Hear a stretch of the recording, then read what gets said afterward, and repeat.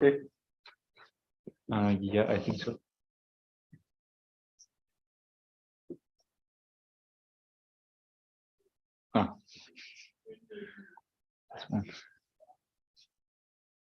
Then Zoom can see the screen off, I think.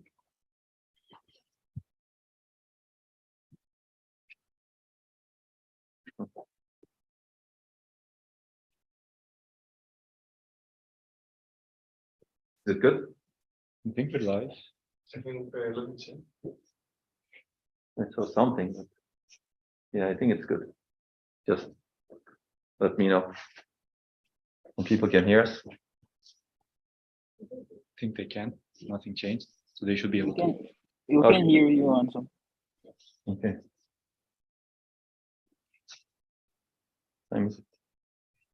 Okay, we should get started. Does that sound good? Yes. Okay.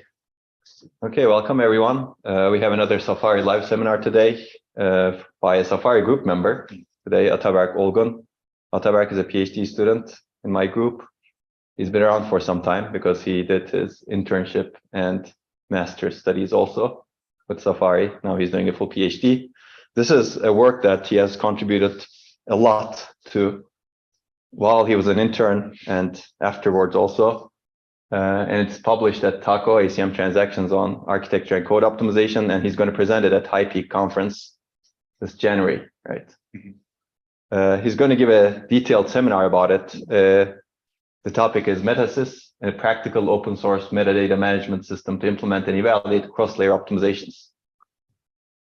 So he's going to introduce an infrastructure to perform such evaluations with high fidelity. And this is all open source, so he's going to discuss that as well. Okay, Ataberk, the floor is yours, and feel free to ask questions anywhere. Yeah, thank you for the introduction. So I'll start with an executive summary immediately. In this work, we're motivated by the hardware-software cooperative techniques that improve performance, quality of service, and security of today's systems, modern systems. But the problem with these are that they're challenging to implement and evaluate in real hardware because they require modifications across the whole computing stack. And our goal in this work is twofold. First, we want to enable rapid implementation and evaluation of cross-layer techniques in real hardware. And then we want to quantify the overheads associated with a general metadata management system that allows cross-layer techniques to be implemented rapidly. And our key idea is to develop the necessary hardware and software components that are common to cross-layer techniques. And these components enable rapid implementation, and we show that by building real RISC-V systems. And they enable rapid evaluation, as we show by prototyping this system on FPGA-based systems. And we evaluate MetaSys using a Xilinx Z-board prototype with a RISC-V rocket chip SoC. We perform extensive characterization of our infrastructure, and we develop two case studies where we do a prefetching use, where we present the prefetching use case and security use cases. And our results are as such: we achieve low on-chip and memory storage, low on-chip and memory storage overhead metadata management, and we show that our MetaSys-based graph prefetcher performs similar to the state-of-the-art specialized prefetcher for the same task. We show that we can perform low overhead bound checking and return address protection using MetaSys. And finally, we show that a single metadata management system, a general metadata management system, scales well to many components. So this is the outline for my talk, and I will start with a brief background on cross-layer techniques. So today we optimize for performance in hardware by designing new structures to infer and predict program behavior. We develop caches, prefetchers, memory controllers, and many other components that try to investigate program state or execution state and find these patterns. And cross-layer techniques kind of envision a future where you provide this information from the software. That is the second layer, like the second layer of the cross-layer thing. and you provide this information that's called metadata from software to the hardware, such that it won't try to infer it anymore. You provide this data accurately. And here are some examples. So on the software side, we have data structures or different access patterns, different data types, and layouts. And on the hardware side, we have the prefetchers, caches, and memory controllers. And cross-layer techniques allow us to express this information to hardware. And these, in turn, allow performance optimizations or security enhancements on hardware side. And also, they provide better programmability and better portability to software. And this is done thanks to the cross-layer interface in between those two components. But evaluating these cross-layer techniques is not trivial. And we have to develop either cycle-accurate simulators or FPGA-based prototypes to evaluate the overheads and assess the feasibility of new cross-layer techniques. And the requirements for such infrastructure is basically, we can summarize it in 3 points. First, it has to have hardware support. For example, prefetchers or caches to implement new cross-layer mechanisms. It needs to provide OS support to implement OS-based cross-layer techniques and to evaluate system overheads. For example, what happens when you do context switching. And it has to have compiler support and support for ISA modifications, because we might want to add new instructions for communicating metadata. Now I'll continue by describing our framework, if no one has any questions so far. Okay, no one in the room has any questions. Zoom is also okay, cool. And just reiterating on our goal here, we want to enable rapid implementation and evaluation of cross-layer techniques in real hardware. And for that, we develop MetaSys. It's an open source full system cross-layer technique evaluation infrastructure. And it's composed of 3 main components. First is a tagged memory-based metadata management system, and it allows efficient metadata querying in hardware. The second component is a rich cross-layer interface to communicate metadata at runtime from programs to the hardware. And the third component or set of components is flexible hardware and software modules. And these facilitate implementing new hardware optimizations, as I will show you in the upcoming slides. So we will start by looking at how we enable tagged memory-based metadata management. So we tag memory addresses with metadata IDs in MetaSys. We have optimization clients on the left that they will perform some optimizations based on metadata they access. And we have the metadata on the right that is composed of access patterns, data structures, and layouts, and so on. The interface between these two is governed by metadata IDs. So the optimization client has to use a metadata ID to access a certain piece of metadata. For example, we have the cache asking if an address is accessed frequently, and based on that information, the cache will perform some optimization. It finds the metadata ID associated to this address and accesses an abstracted, for now, metadata store to find the answer, yes, it's accessed frequently. And then probably it will not evict it from its storage. So I'll continue with how MetaSys is organized. And before you continue, can you go back? Yeah. So is this mainly for memory-related optimizations? So you tag only memory addresses? What if you want to, for example, tag, I don't know, some computation block? Mm-hmm. Yeah, that's a good basic question. block, for example. Yeah. So in this work, we only tag memory locations. So MetaSys is not configured to tag basic blocks or instruction addresses. It can be modified to enable such operation also, and that would enable many other optimizations. For example, new security use cases, I would say. For example, you could associate metadata with some instruction, and that instruction accesses memory, Mm-hmm.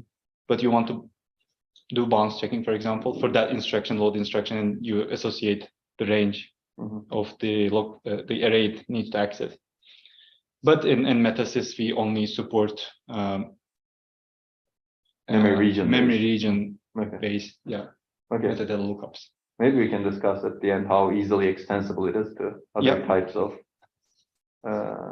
marking Yeah, sure. metadata. I think that makes sense. Any other questions? No. Okay. Okay. Yeah. Moving on to how MetaSys system is organized. So this is a simple diagram. On the left, we have the processor. Inside the processor, we have a core and a translation look as a buffer for address translation. And on the right, we have the main memory. Here, the first component MetaSys introduces is the metadata mapping table stored in main memory. This maps memory addresses to metadata IDs. And for that, we have a mapping essentially from pointers to a location in the metadata mapping table. We use the pointer, like essentially a memory address, as an index to this table. And these addresses or these pointers size can vary in our system. We test different sizes. We call this mapping granularity also. This defines the memory address range we associate a single metadata ID with. We have mapping granularity ranging from 64 bytes to 4 kilobytes. Well, why does it stop at 4 kilobytes? Is the hardware limitation or? It's not a hardware limitation. We decided to explore until that point. 4 kilobytes gives us the virtual page size in our system. Mm-hmm. We didn't present any results beyond 4 kilobytes because we didn't. I mean, I will get to the results, mm-hmm. But the main motivation was as we get closer to 4 kilobytes, we observe diminishing results, diminishing returns on some certain performance characterization results. Therefore, we did not investigate further.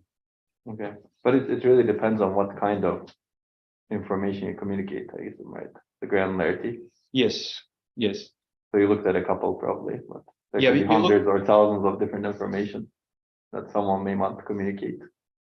Yes, we looked at a couple of those, and yeah, those are like basically our use cases that I will describe. Yeah, I guess the question is like, is this 4 kilobyte a fundamental limitation, or someone can easily extend it? The infrastructure. I don't think it's a fundamental limitation. It can be extended, and I can discuss how it can be done. Okay. Ataberk, could we use this for 2 megabyte pages as well? Other 2 megabyte granularity? Yes. Okay. I don't see a problem. Why? Yeah, but you would need to discover for the different regions, right?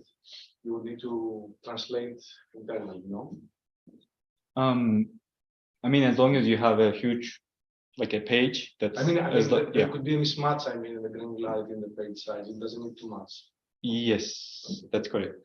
But that would require some. Yeah, it would require multiple loops to receive. Exactly. Yes. I think that's the implication. Yes. What kind of metadata are we talking about here? Especially when we go to like finer granularities, like 64 bytes.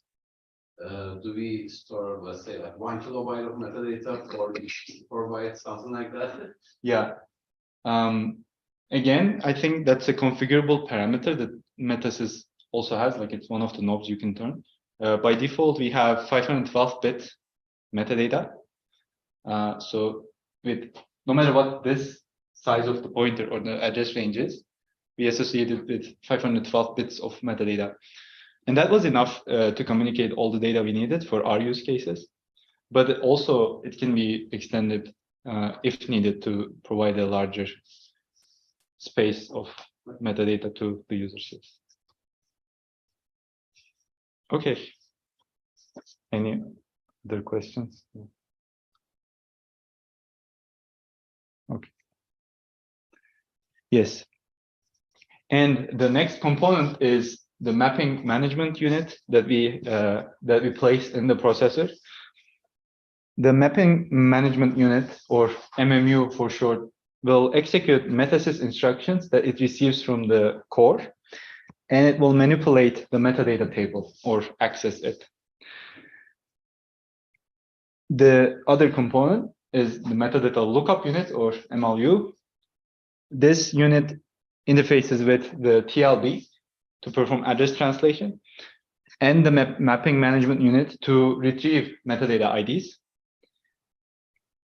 And this basically the metadata lookup unit will ask the mapping management unit to provide it with a metadata ID. And how that happens is it will provide an address. It will ask for the metadata ID, and the metadata ID will be brought from the main memory by the mapping management unit.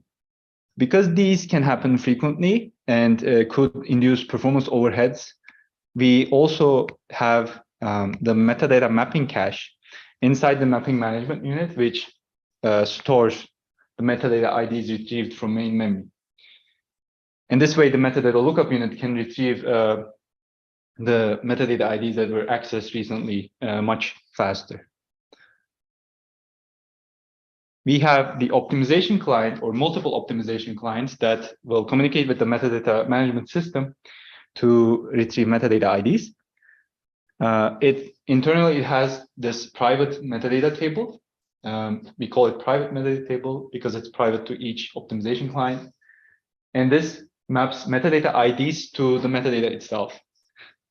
And this is organized in a similar way to the metadata mapping table. So it's a simple table that is indexed by the metadata ID, and it stores metadata in each entry. And the optimization client will communicate with the metadata lookup unit to retrieve metadata IDs. And the mapping management unit will communicate with the optimization client to initialize the metadata table with the actual metadata. And now that was the organization. So I'll move on to the cross-layer interface, unless someone has questions about the overview. Ataberk, can we clarify something? Yes. Metadata mapping table, is it stored in a virtual address space or in the physical address space? It is stored in the physical address space. So that's why the metadata lookup unit needs to access the TLB first to perform a metadata lookup based on the address it receives from the optimization client. Yeah. Any other questions based on that one? So does it require an additional port to TLB, for example, to do those address translations required?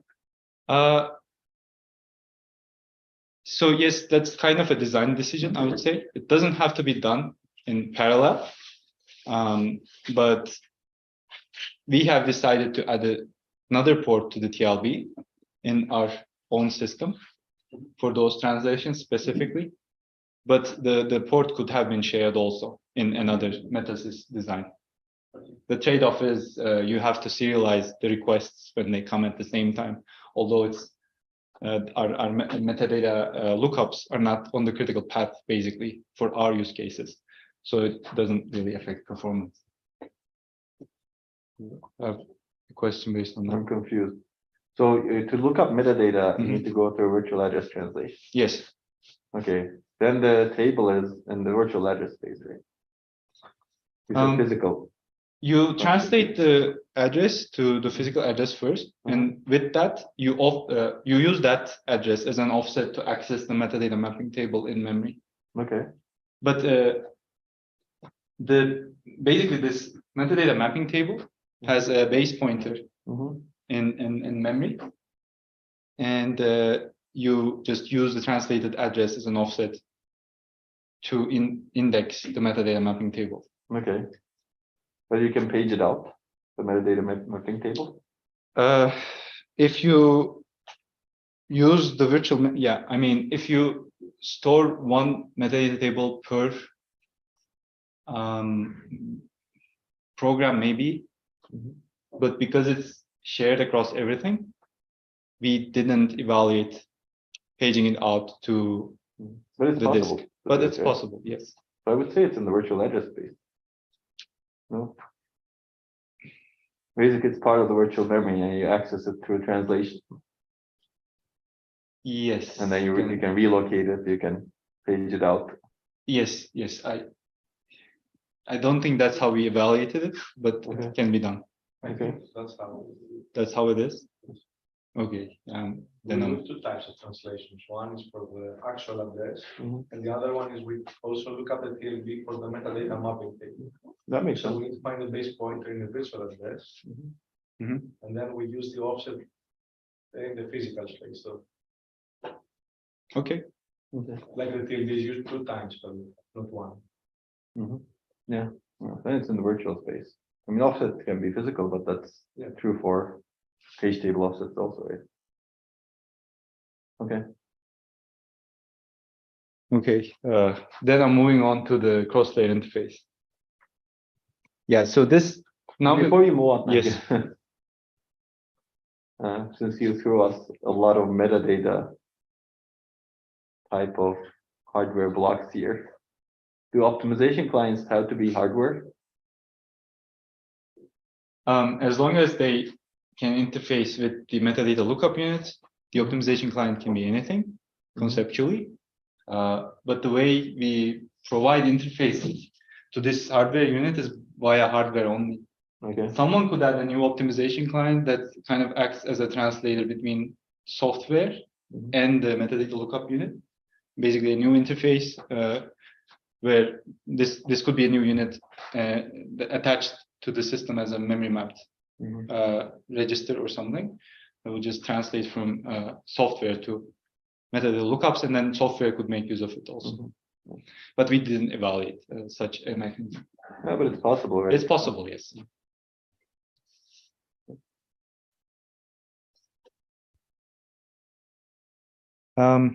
Yeah, moving on now. Okay, we will look at this part of the system, MetaSys instructions. Here we show the 2 key instructions and their various forms. The first one we will look at is the create instruction, or the operator. Create is used to initialize the metadata table, and it is executed by the mapping management unit. These instructions are executed by the mapping management unit to, again, initialize the metadata tables and optimization clients. Therefore, it takes as argument a client ID, the tag ID for the metadata, and the metadata itself. And we have the map or unmap instructions. These will manipulate the metadata mapping table in main memory to assign new tags to or metadata IDs to existing memory locations. We provide different versions of this map operator, map 2D and 3D, to basically facilitate the programmer's job in assigning IDs, metadata IDs, to 2D or 3D data structures. And finally, I will talk about flexible hardware and software modules. That's a set of components of the MetaSys framework. We'll start with the hardware components. The first set of components are the optimization clients themselves. We provide interfaces to caches, prefetchers, bounce checker, and the memory controllers in the MetaSys. So new users could use these interfaces or the modules themselves to develop new cross-layer techniques. And the mapping management unit and the metadata lookup unit is commonly used across cross-layer techniques. And finally, we have the software modules. We have an operating system and a MetaSys library. Both are developed for the goal of being easy to modify so that users can more easily develop new use cases. Yes, if you don't have any questions about this part, I'll move on to an example showing how MetaSys operates. Okay. So first, we have to map metadata ID to some memory location. And to do that, we use map instructions with, in this example, a metadata ID of 0 and we're mapping this metadata ID to a start address, to a memory location that starts with address 0, and that is 1 word large. And the core will execute, the core will fetch this map instruction and execute it. And by doing that, it basically fetches the instructions parameters will be sent to the mapping management unit. And the mapping management unit will modify the metadata mapping table accordingly. Then we want to associate metadata with the metadata ID that we just initialized in memory. So to do that, we will use create instructions. And the create instruction has 3 parameters, the client ID. In this case, we have 2 clients in the system, the metadata ID and the metadata itself. In this case, the metadata expresses that the memory region that it's mapped to is hot in the sense that it's frequently used. So the core will again fetch the create instruction and execute it. This will send the client ID, metadata ID, and metadata itself to the mapping management unit. And then the mapping management unit will forward this to the correct client, in this case, client 1. So the metadata ID and the metadata itself will be routed to the client. And the client will essentially manipulate its own metadata table based on this information. Now, the client will want to perform a lookup. It wants to look up a metadata based on some address. And it wants to answer this question, should I evict my cached word at address 0? And for that, it will send the metadata lookup unit the address. The metadata lookup unit will ask the mapping management unit to retrieve the metadata ID corresponding to that location. And the metadata ID turns out to be metadata ID 0. And now the client will access its own metadata table with the ID it retrieved. And it will find that the memory location is frequently used. So it will decide not to evict it from its caches. That was about it. Any questions on that? Let's summarize it. Can I ask something? Yes. So, when multiple clients access the same metadata lookup unit, is there any congestion that affects performance, and how do you handle that? The multiple clients access the same metadata, or? And the metadata lookup unit, right? Because the Yeah. two clients in the same core might access the same metadata lookup unit. And is there like something there that tries to have, like, is there a scheduling policy or? Yeah, so we have basically a buffer that will buffer up the requests coming from multiple clients. And that essentially will cause some throttling if the number of requests are excessively high.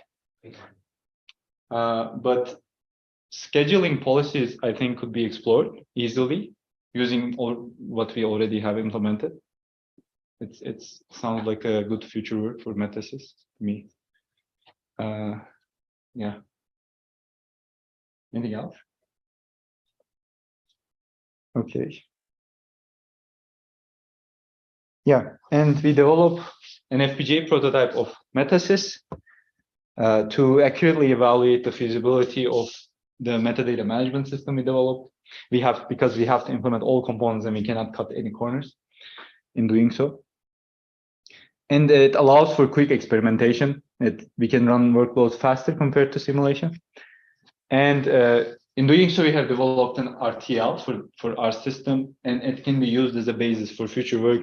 For example, to more accurately measure the area and power consumption of MetaSys using synthesis tools, or it can be used in other systems along with other systems on chip besides Rocket Chip, which is what we used to develop the infrastructure. We developed the prototype on this board, Z-board Zinc FPGA board, and we implemented MetaSys components, the mapping management unit and the metadata lookup unit, as part of the Rocket custom processor, custom coprocessor or ROC. And we implement this within the RISC-V Rocket chip. And for the processor core, we use the in-order Rocket core.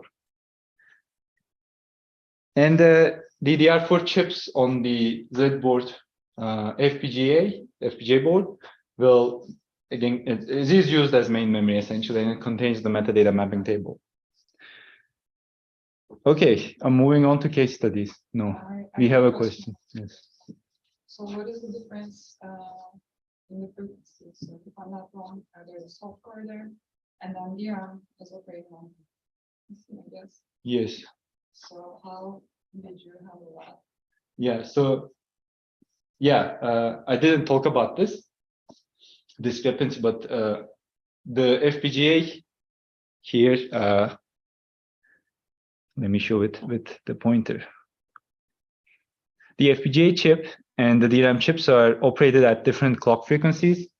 And primarily because this is an FPGA board, the FPGA chip, fundamentally it cannot achieve high clock frequencies that match the rate of the DDR, in this case DDR3 interface.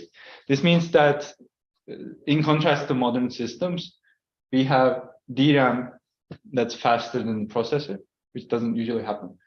To basically mitigate the effects of this discrepancy, what we did was to adopt prior works approaches on throttling the DRAM bus, essentially. So we have made modifications in the memory hierarchy such that from the processor's perspective, the DRAM is still slower. And that ratio is, as we described in the paper, it matches a frequency ratio of a modern processor. If that makes sense, it answers your question.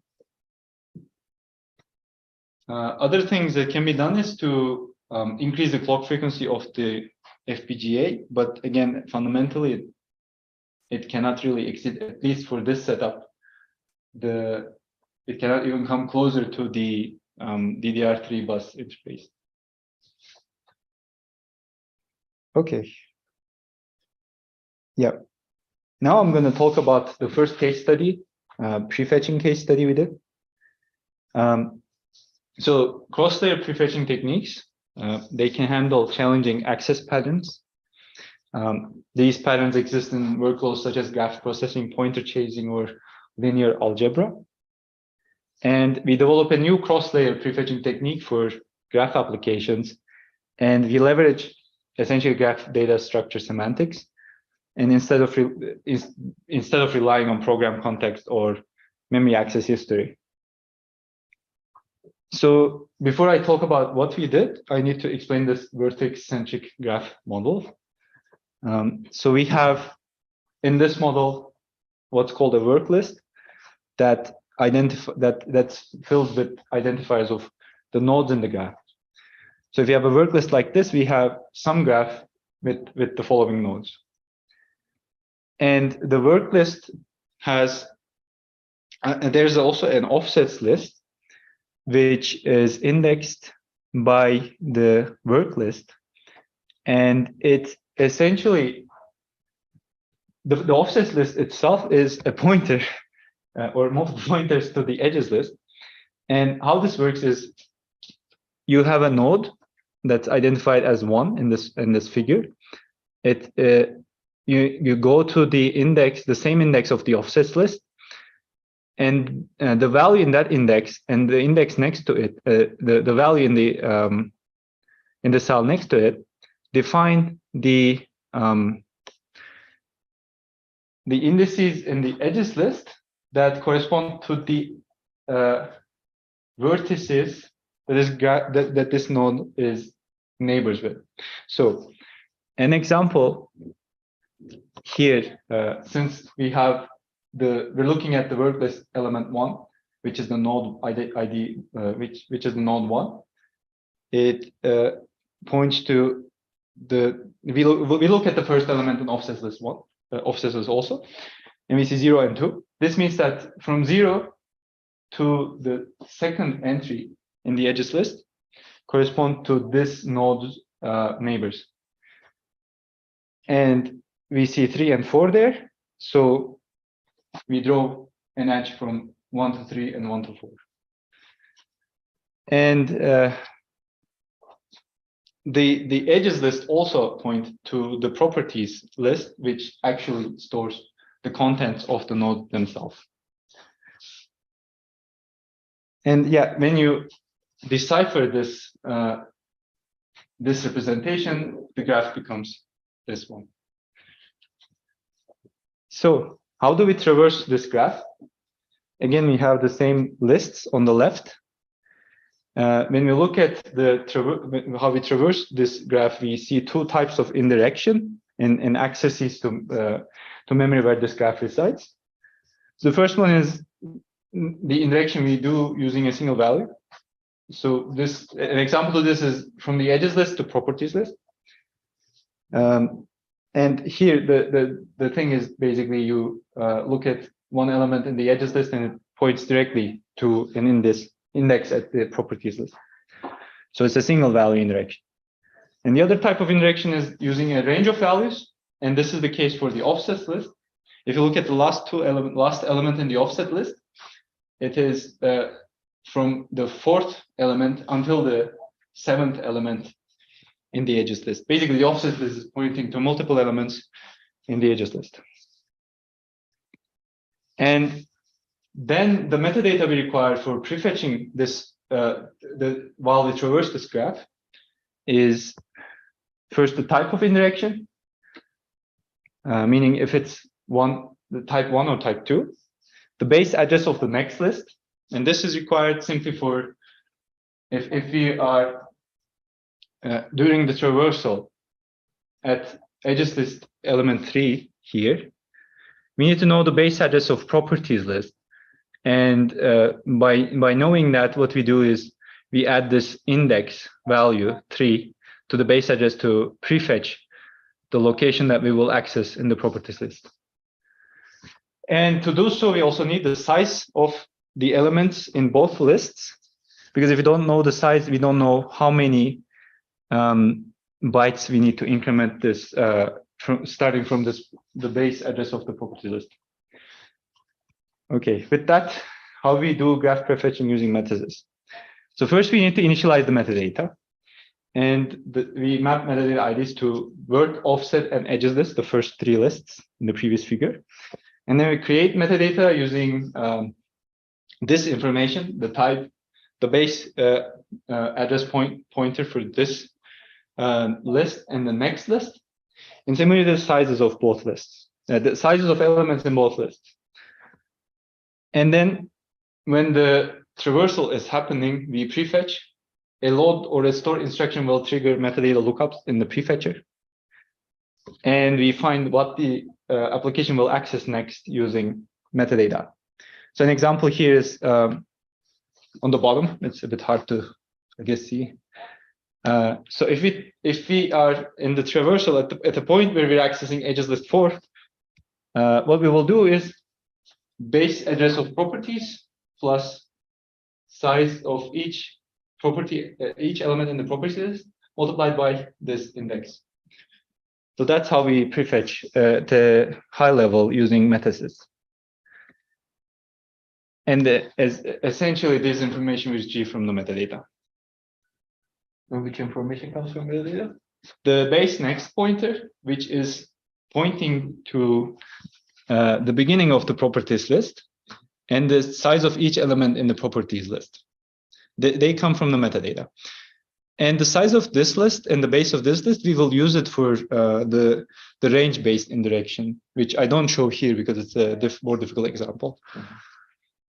I mean, you will show it later, or it's in the paper? It's in the paper, yes. Okay. Okay. Any questions? It's a bit difficult. Yes, I have. Yes, questions. let's go. First, you say that you create the metadata, right? And how do you do this? Do you do it manually or automatically? Like, is there a way to do it automatically? Yeah, certainly there's a way to do it automatically. One could do develop a LLVM pass, compiler pass to identify data dependencies in such workloads, for example, and then automatically try to create metadata. And in the other case studies that I will present, they're also very easily automated. I'll describe how it can be done. So in the security case studies. But in our evaluation, we did this manually. I have one more question. So Mhm. when you prefetch, can you specify, so how far ahead are you prefetching? Yeah, that's a good question. So I go back to this representation here. Basically, we prefetch until we get to the element in the properties list here. I see. So if we're at this node, let's say 0, we're touching the first graph, first node in the graph. We'll prefetch up until we reach the properties list. And how far do you, breadth-wise, Mhm. how far do you go for its data structure? Like, is there a stride? Yeah. So there's a configurable stride that I again didn't explain here. That can be again expressed as metadata that will determine how many elements we access in the same list, Okay. like sideways in this representation. And this is all configurable in software. Yes, these are all configurable. These are part of the metadata here. Again, stride is also here that I didn't show here for simplicity. So stride is really a hint for the prefetcher. The stride is like not a hint, but a command, I would say. So the prefetcher will do the, if the stride is 1, the prefetcher will fetch 2 elements from the same list. From each list. So work list, if your stride is 1 and you're accessing work list 0, you'll prefetch work list 1 also. You'll go to the offset list.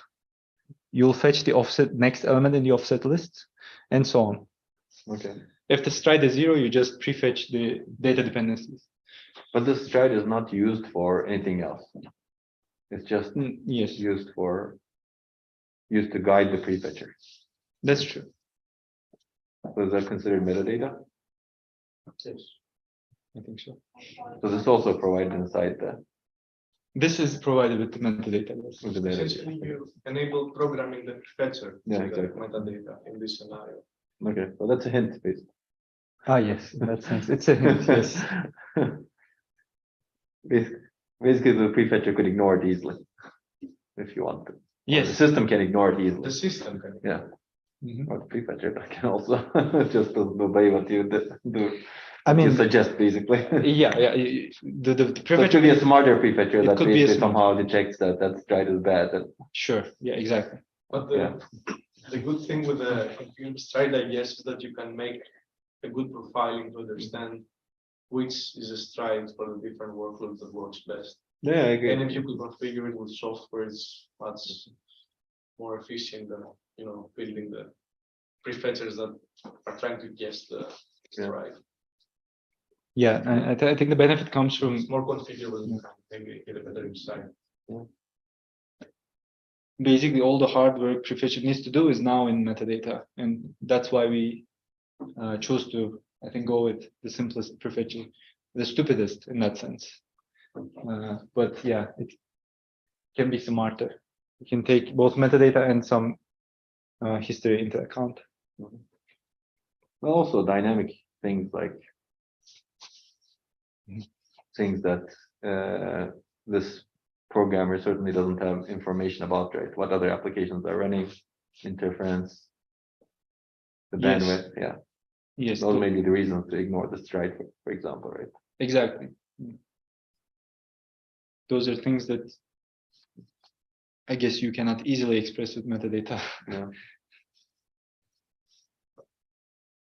Yes, correct. Okay. Now I'll move on to how we evaluate this use case. So this table includes all the configuration information we have, the configuration we use in our prototype. So the CPU is a 25 megahertz in-order core, 16-inch data TLB, and you can see all the information about the memory hierarchy here. And for the metadata system, we have the metadata cache with 128 entries. And using by default, we use the 512 byte granularity. That is in each memory region that gets assigned to an ID is 512 bytes large. And the private metadata tables of each component, the optimization client has 256 entries. That means we have 256 metadata IDs. Also, yeah. We use the workloads from the Ligra benchmark suite and modified versions of them. These are the workloads. You can see them here. And we evaluate 3 configurations. First is the stride. It's the baseline system that I show here, plus a hardware stride prefetcher, simple hardware stride prefetcher. Graph pref, which is a specialized graph prefetcher for this, to accelerate these workloads. And finally, the MetaSys prefetcher that I just described. And this figure on the x-axis shows the workloads that I just described in the previous page, and on the y-axis we show the speed up, and the dashed line represents the baseline configuration's performance without any prefetching. And here we make 2 observations. First, MetaSys improves performance for these workloads on average by 11.2%. And we observe that it performs similar to the specialized prefetcher graph pref. Its performance falls within 0.2% of the specialized prefetcher. And MetaSys can do this without all these structures that the specialized prefetcher needs, essentially. Okay, that was about the prefetching use case. Now I'll move on to the memory safety and protection use case.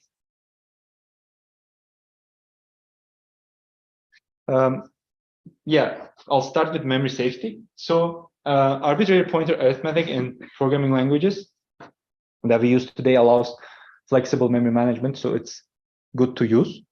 But because of that, buffer overflows can happen, and they allow updating memory without necessary permissions, essentially, which shouldn't happen.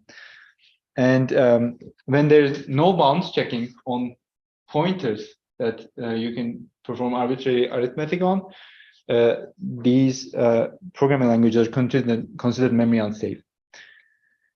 Here's an example to a buffer overflow happening here.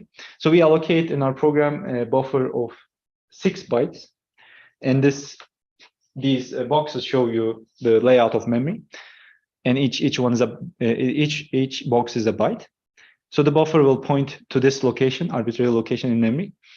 When we want to copy the string buffer overflow that is exactly 15 bytes large to the buffer array, what will happen is we will copy the buffer part to the place where we have intended to copy, but the overflow part of the string will essentially overflow the boundaries of this buffer that we allocated. There are ways to prevent this, the techniques to prevent this. Software-based techniques are computationally expensive, and hardware bounds checking is too specialized for this task. Therefore, we perform essentially bounds checking. We show how we can do bounds checking with MetaSys. And the first step is to map a metadata ID, let's say M, to the bounds checked array, the buffer in the previous figure, in this case, array A. And before a load or a store instruction to the array A, we execute a create instruction that creates some metadata, arbitrary. It's not important for this use case, but it has to point to the it has to be metadata for the metadata ID M. And then the idea here is to communicate the metadata ID to the bounds checking hardware with the create instruction right before the store instruction executes. And essentially it tells the bounds checking hardware that this load or store instruction is supposed to access array A only and nothing else. And then when the program is running, the load or store instruction triggers a lookup in the bounds checking hardware, the metadata lookup. And if the looked up metadata is not equal to M, the bounds checking hardware will signal an interrupt to the core.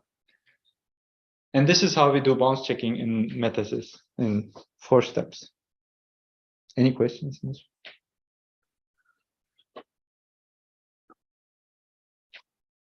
No? Okay. So we evaluate this. again, so here we use a mapping granularity of 64 bytes. And that means each 64-byte non-contiguous memory location has an ID. And we evaluate Olgun benchmarks and compare against the software bounce checker. Here on the y-axis, I show you the normalized execution time of each evaluated configuration. On the x-axis, we have the Olgun benchmarks. And we make two observations from this figure.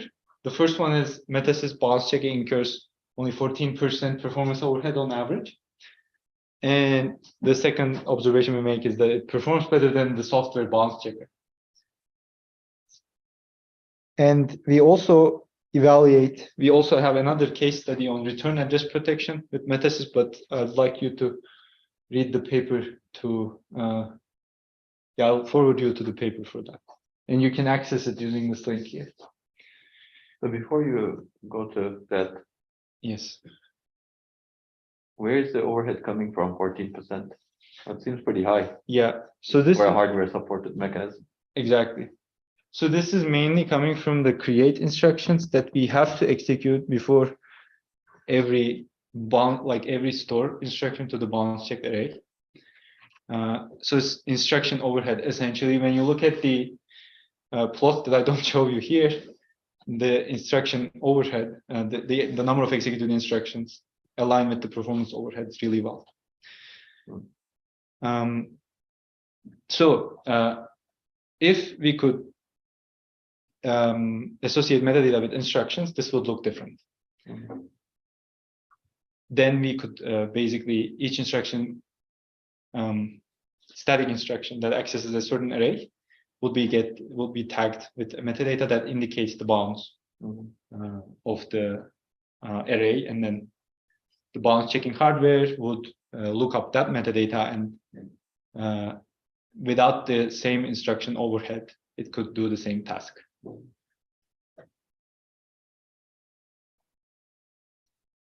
And yeah, I agree. It's a bit high for a hardware-only bounds checking mechanism, but MetaSys also enables other use cases, performance optimizations.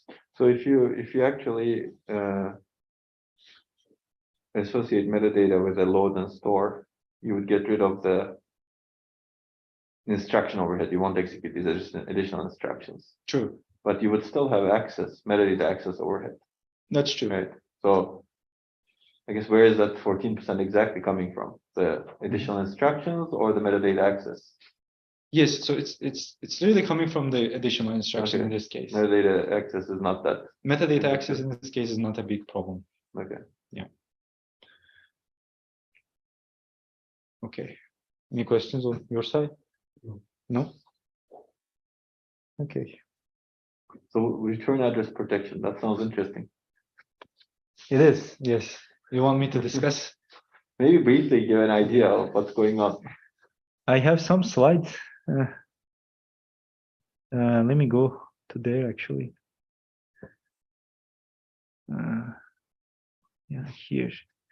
Okay, so this is something I wasn't planning to present, but how this works is basically you find the return addresses in your program and you map the memory locations of those return addresses to metadata ID 1. And then we have a return address protection client in the system that performs metadata lookups on every store. And if a store modifies a non-zero metadata tag, a location that has a non-zero metadata tag, it causes an exception. Basically, this way, what you do is you call a function, you assign metadata ID 1 to the return address. Within that, while that function is executing, if any store touches that return address, you will fail. And then after you return from that function, you unmap the metadata ID. So you set it back to 0. So further accesses to that memory location will not fail. And the overhead in this case is only 1.2% on average. And we evaluate a software canary, which is a software-based method to do the same thing, to protect return addresses, and it has an average overhead of 5.5%. So we perform much better than the software-based mechanism. Here, the overhead is not coming from the instructions themselves that much. We still have to do one map and then unmap per function call in these workloads. And most of the overhead is coming from the metadata lookups. Because there are not as many function calls. Exactly. Again, this could be accelerated with if you can have metadata associated with an instruction, right? That's true. Yes. How you would do it? Basically, when you call a function, maybe you need to associate the metadata with all the stored instructions in that function. That might end up having a larger overhead, actually. Maybe it's something worth investigating and comparing against this approach. Or there could be other approaches that work that way. You could also do the inverse. You could associate metadata in that case with instructions that are only supposed to modify return addresses, and others don't get to modify them. Yeah, there could be multiple approaches, right? Yeah, I think we need to evaluate that to understand it. Okay. Go back to the previous slide. Oh, it was, yeah. Okay. Now I'll move on to our evaluation of this infrastructure where we perform a characterization study. So there can be many sources of overhead when we're doing metadata lookups using MetaSys. First, basically coming from MetaSys essentially, not just metadata lookups. The first overhead is the handling of dynamic metadata, that is communicating from software to hardware the metadata itself using create instructions. The metadata management and lookups are performed by the hardware optimization clients themselves, and management is performed again by the user when you want to map certain IDs to certain memory locations. And finally, there could be additional overheads due to scaling problems of the system that we built. When there are multiple optimization clients, there could be additional throttling or congestion due to multiple, due to stressing of the buffers and so on. So therefore, we want to conduct a detailed characterization study to understand these overheads. And for that, we use multiple workloads from Polybench, Lygra, benchmark suites, and some number of memory-intensive micro benchmarks that we developed. The baseline MetaSys configuration that we evaluate looks like this. So it has 512 byte mapping granularity, 128 entry in the metadata mapping cache, and the others you can see here. And our goal is to stress the metadata management system. So we perform metadata lookups for every memory access in this characterization study. This plot on the x-axis shows the benchmarks, the workloads we've executed, and the y-axis normalized execution time to the baseline system, which doesn't do any lookups. It's not oblivious to metadata, essentially. And two bars show the overheads of performing metadata lookups. Only on L1 data cache misses, the darker bar, and on every memory access is the brighter bar. And we see that for real workloads, these are the micro benchmarks we developed, these are the workloads that we evaluate.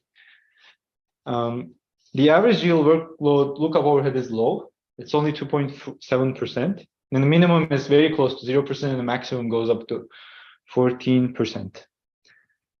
We observed that low spatial and temporal locality workloads, such as this random micro benchmark here that accesses memory randomly, have high overheads. And miss-only and all accesses for real workloads have very small difference in performance. Just to give some insight into why random performs so badly is because compared to other workloads, random cannot benefit from the metadata mapping cache. Every memory access goes to main memory again to retrieve the metadata. metadata ID. And in the paper, we show other statistics, such as the metadata mapping, cache hit rates, and the number of additional memory requests that further explain why we observe this behavior here. So why does miss only lead to higher overhead than all access in some cases?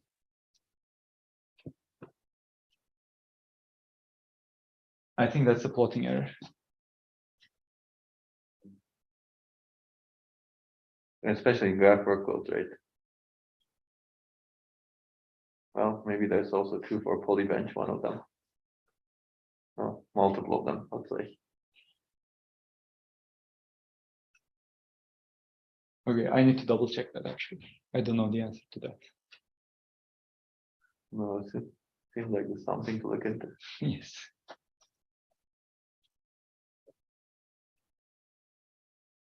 It's not a plotting error, is it? It's not. It's not. Also, why are they similar in performance? I mean, it could be similar because of the average is affected by those workloads clearly, but can you give us an intuition as to why miss only is not let's say better? This only is not better. It is better. It has Maybe lower some- performance overhead on average. Not but significantly better. Not significantly better is most likely because these workloads don't have many memory requests. The Mhm. ones that are better in all the accesses. Okay. And yeah, I mean, for the micro benchmarks we developed, I know that all of them have high memory access rates. Mhm. The ones that can benefit from the metadata mapping cache are the stream and the LL micro benchmarks. The other ones, they cannot, and therefore they have higher overheads for the all accesses case. Yeah.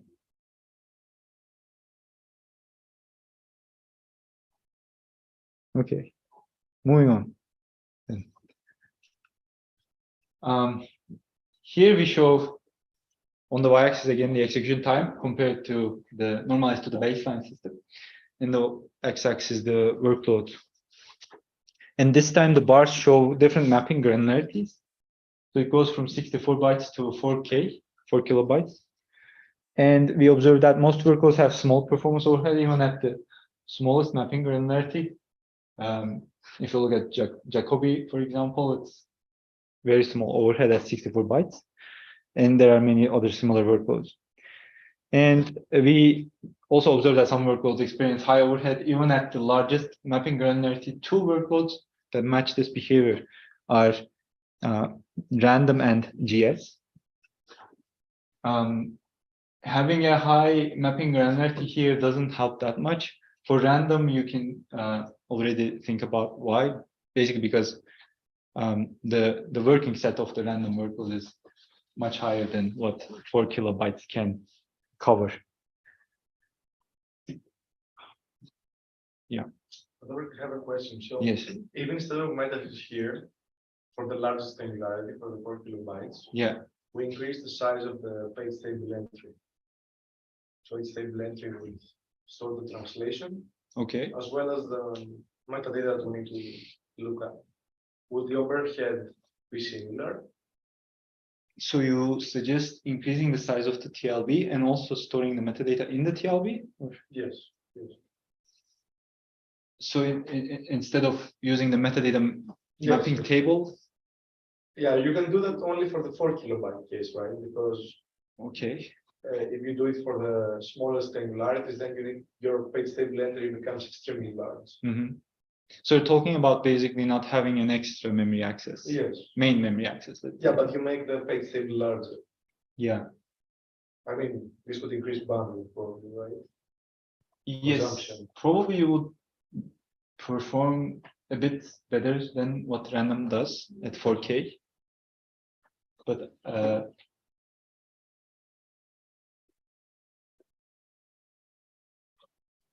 yeah. I guess the problem I have is like how you would communicate metadata in that bit. Yeah, so it's completely different. Yeah. I'm just asking from a performance point of view, Mhm. not from the interface point of view. Yeah, because when you think about it, if you have zero overhead metadata management, in that case, you should perform as well as the baseline because it's just doing the translations. I think the baseline performance here includes doing the TLB translations.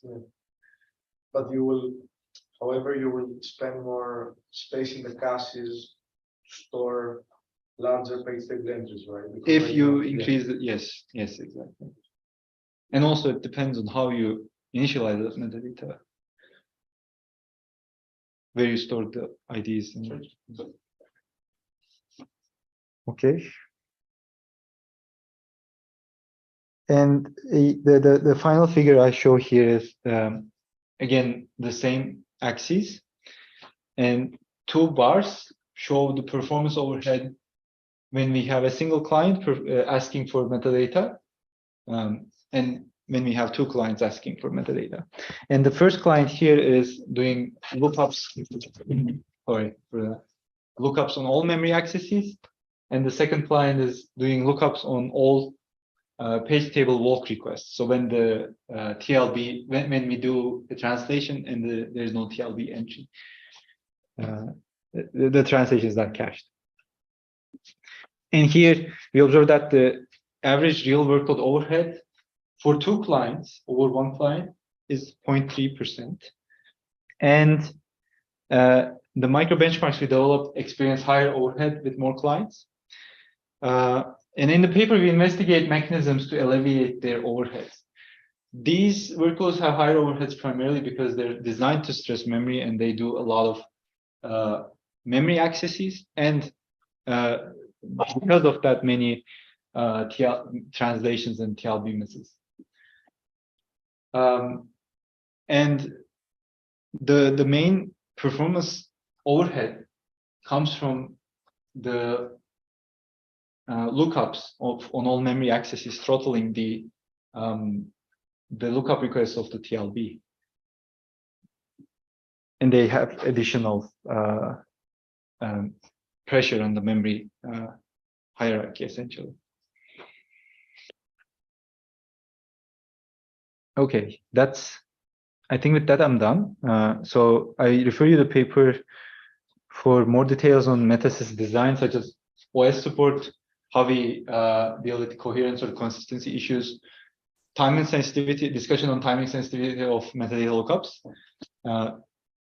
describing our software library that we exposed to the programmer for easier programming, and compare MetaSys to XMEM, a prior work that also develops a general metadata management framework, and comparison to existing cross-layer infrastructure. And we also have more in-depth characterization analysis, such as the effect of address translation. When we get rid of address translation, what happens? Effects of MMC size, metadata mapping cache size, performance overhead of map and create instructions, and the area overhead of our metadata design, MetaSys design.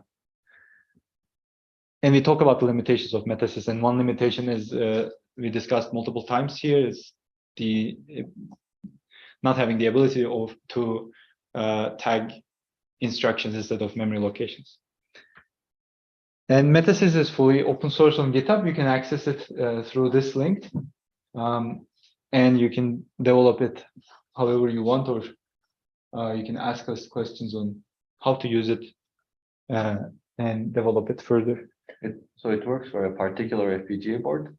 Yes, it's only prototyped on the Z board, but with this repository, the users can also develop designs easily on at least two other boards. One of them is ZC706, and the other one I think is called RT something. But if they go to the repo, they can find more detailed information.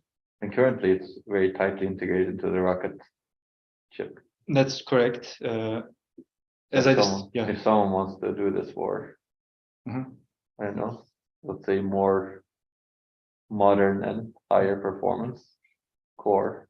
Yeah, I think the interfaces would have to change. The hardware modules themselves don't have to, so that's still good. But it's not really plug and play. It still requires some effort. And again, those that effort will be focused. Will focus on the interfaces between hardware modules. Can you go back to the previous slide? Yeah. We'll have some questions over there. There's a lot here. There's a lot here. So There's a lot in the paper. what kind of OS support do you really need? Can you give us an idea? I think the main common components would be the memory management or virtual memory, and ability to provide system support for some system calls at least, so that you can run workloads that depend on those system calls. Examples could be just simple stuff like memcopy or memnet. And I think another important aspect is that it needs to be simple, because this is more of a prototyping platform. The users need to be able to implement new things easily. And for that, we use just 5 proxy kernel, basically. And our prototype is a simple kernel that provides the necessary system calls and a simple virtual memory management submodule, essentially. Okay.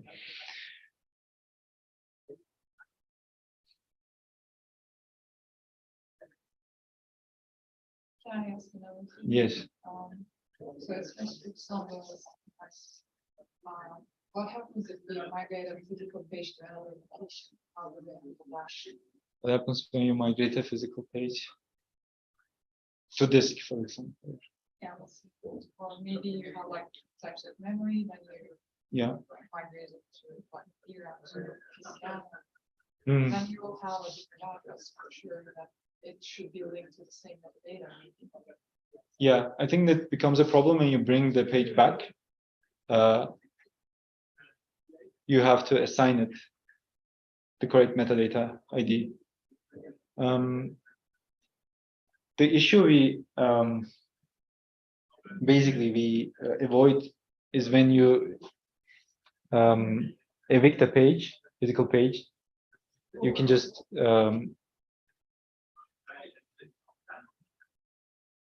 yeah, you don't have to do anything when you evict a page to disk, I think, because then you will access the things. when you bring it back, you might need to assign it the same metadata again. So you need to keep state for that.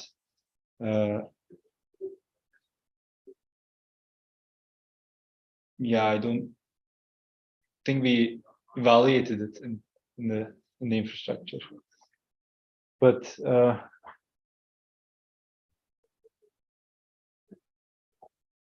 is it a problem when you evict a page or when you want to reinstall it, when you retrieve it from the disk?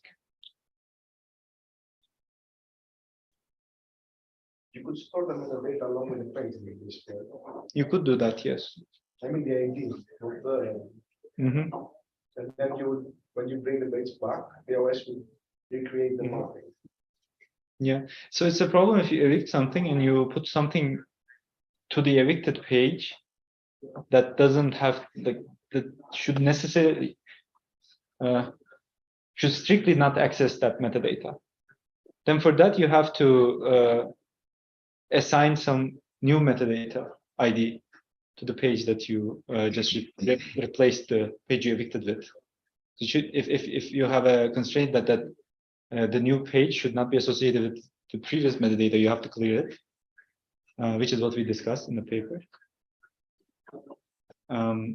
But if you want the metadata to be, the ID to be installed again when you retrieve the page you evicted from the disk, you have to store the ID with the page.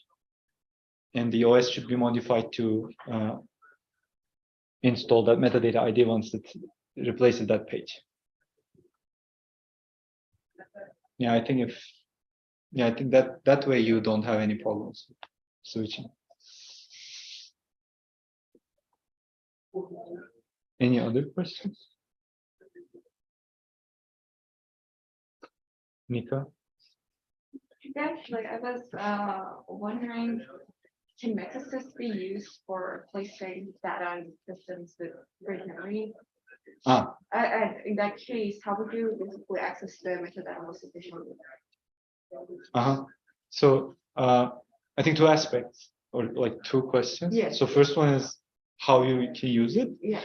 It's basically just to make decisions on where you place a certain page, as in like if you have a slower or a faster memory, you could make use of metadata set like that will tell you if some page is expected to be accessed frequently. You can probably put it to the faster memory. So metadata itself allows you to do the placement. To do the retrieval more efficiently, my intuitive answer would be just to place the metadata table in the faster memory so that you have faster access to it. But if your metadata also has these frequently accessed regions or not frequently accessed, metadata, you can use metadata to place both parts. Exactly. Or maybe you could have an intermediate metadata cache in the fast memory if you can tolerate slower accesses. Thank you. Yeah.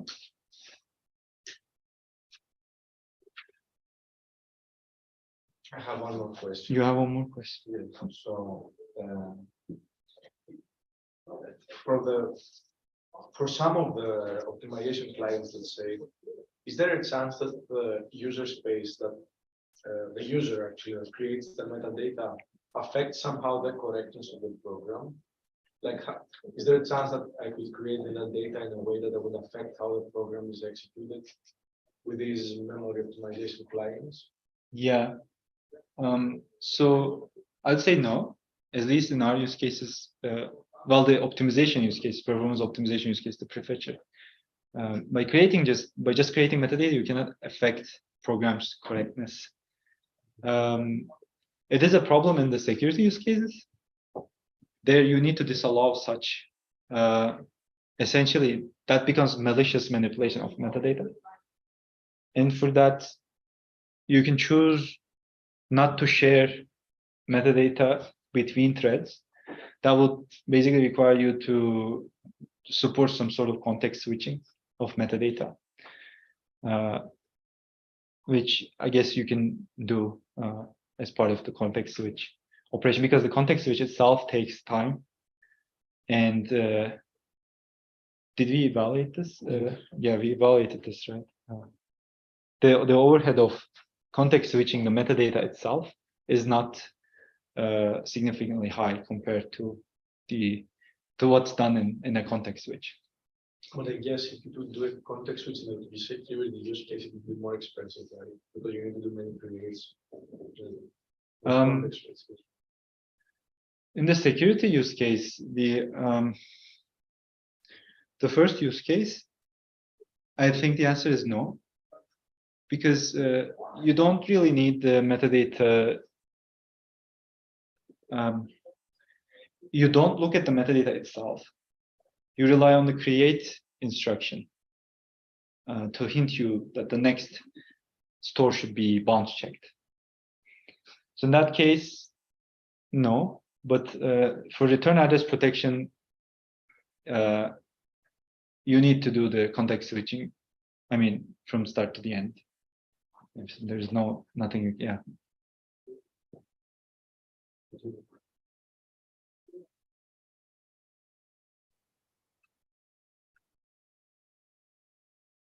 Anything else?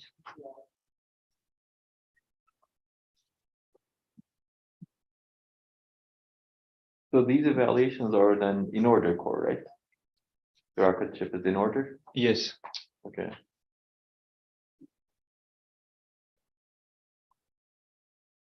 So the effects may not be as bad in an out of order core. And deeper cache. Yeah, and a deeper cache area.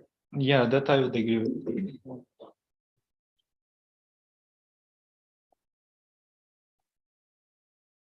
And that can also be evaluated easily by replacing the rocket core with, for example, boom core in the prototype. And extending the cache hierarchy is also possible by changing some configuration parameters. That's the benefit of rocket chip. I guess it would also be interesting to see, instead of the user space providing the semantics, right?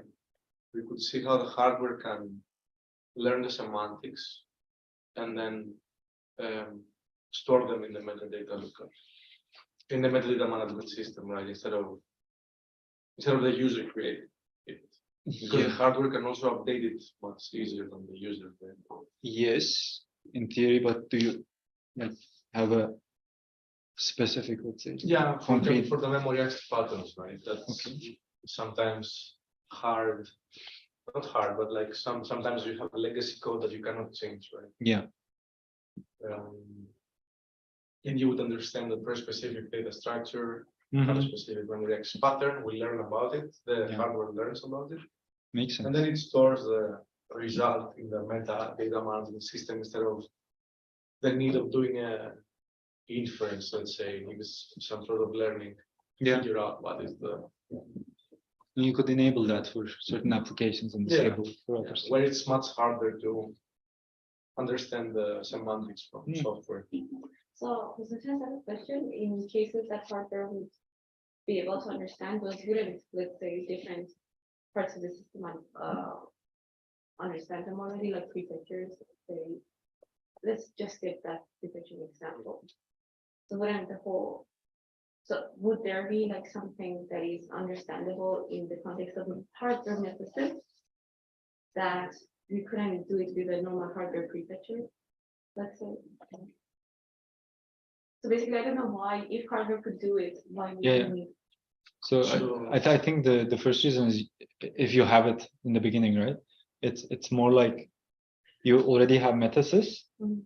but for some programs you cannot manipulate the source code easily. For those programs to still make use of MetaSys enabled optimizations. And so it's a more the configurability aspect. Like hardware automates the process of creating the metadata, right? Instead of software automating them, or instead of software creating the metadata. So hardware has may have or may not have more information about the semantics. In some cases, it may do, in some others, it may not. But we wanted to have this like cross-layer things, right? Yes, but So fully hardware somehow goes against the. yeah. I mean, you can enable the same use case though, right? You can enable a cross-layer use case only with hardware in that case. Because you figure out the semantics. I'm not saying that you cannot do it with software. I'm saying in cases you can not do it with software. Yeah. You cannot touch the software.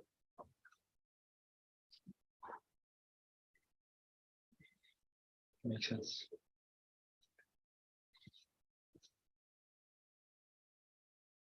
Okay. Yeah, I'll finish up with an executive summary again. So we were motivated by hardware-software cooperative techniques or cross-layer techniques that can improve performance, quality of service, and security. And the problem is basically they're hard to implement and evaluate in real hardware. And our goal is to enable rapid implementation and evaluation of these techniques and quantify the overheads associated with a general metadata management system that where you can implement these rapidly. And our key idea is to develop key hardware and software components common across cross-layer techniques and put them in a real system. And we evaluated the system using a real FPGA prototype in a real RISC-V system on chip. We performed extensive characterization and developed multiple case studies. And yeah, with that, I am done. If you have any further questions, I can take them now. Or again, similarly, if there are questions on YouTube or Zoom, consultants can ask them to me. There are no questions right now. That's cool. Okay. No reason. So why did you pick these case studies? Why did I pick these case studies? There's graph prefetching, Mhm. and then there's bounce checking, and then there's the return address protection. Mhm. So Why not pick hybrid memory management, for example, or cache management yeah, or compression? I think there are only so many we could evaluate is one part of the answer. So many case studies you can perform. As in why we chose these ones. Previous work in like cross-layer infrastructure, they mostly look at the security aspects of things. So to compare against them, or to show basically that MetaSys also supports those, we had to develop those security case studies. As for the prefetching case study, I think back then we could have chosen to perform a cache optimization study also, but our specialization, let's say, in terms of the team that developed the project, was lying more in the prefetching direction. This doesn't mean that you cannot do those, you cannot develop those case studies.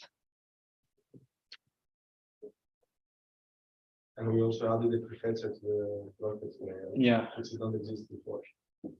there's other benefits, but the main motivation is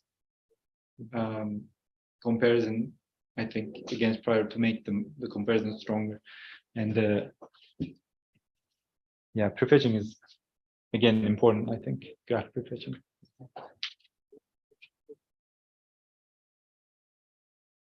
Okay. Anybody else?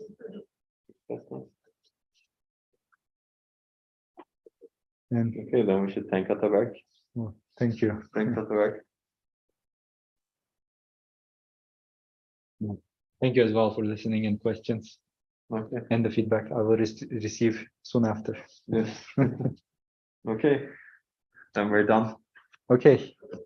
Thanks everyone for attending. See you in the next live seminar, I guess. But I cannot turn off the live stream anyways. Somebody needs. Cool.